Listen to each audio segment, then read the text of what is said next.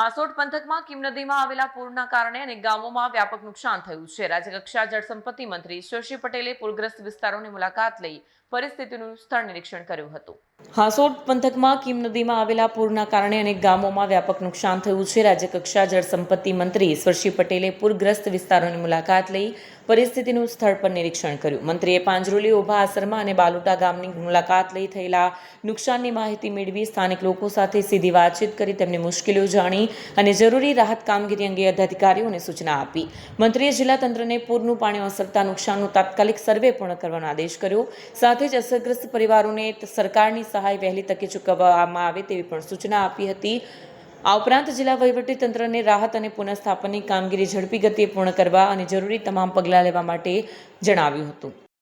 કીમ નદીમાં 24 જુલાઈના રોજ પણ આ જ રીતે પાણી આવવાને કારણે વધારે વરસાદ પડવાને કારણે ઓભા આસરમમાં પાંજરોલી 3 ગામ ઇફેક્ટેડ હતા। ફરી પાછું જ્યારે આજે એટલે કે એક વીક પછી ફરી ત્યાં વધુ વરસાદ પડવાને કારણે પાણી આવ્યું છે અને પાણીને કારણે ઓભા આસરમમાં પાંજરોલી અને પ્લસ બાલોતા ગામની અંદર પણ લગભગ 75થી વધારે ઘરોની અંદર પાણી ઘૂસ્યા છે કે જે કીમ ખાડીનું પાણી બેક મારીને આ ગામની અંદર વર્ષોથી પાણી આવતું છે, પરંતુ આ દબાણો મચ્છી તળાવનું દબાણો થવાને કારણે આ ગામની અંદર પાણી ભરાયું છે।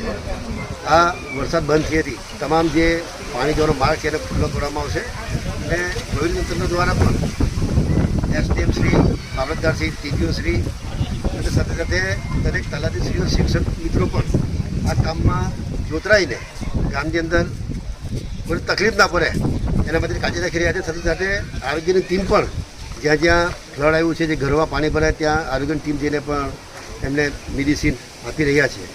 જે રીતે આસારમાં ગામની અંદર ત્યાં પાણી હોવાને કારણે જમવાની વ્યવસ્થા બોટની અંદર ખાવાનું બનાવીને બોટની અંદર પીવાનું પાણી અને જમવાનું ત્યાં પહોંચાડવામાં આવી રહ્યું છે।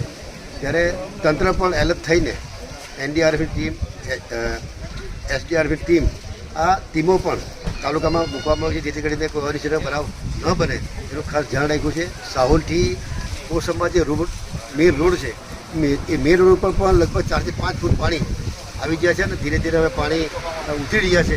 આવતીકાલ સુધીમાં સામાન્ય થઈ જશે આ પાણી ઉતરવાને કારણે, પરંતુ જે નુકસાન થયું છે ખરેખર ખૂબ નુકસાન થયું છે।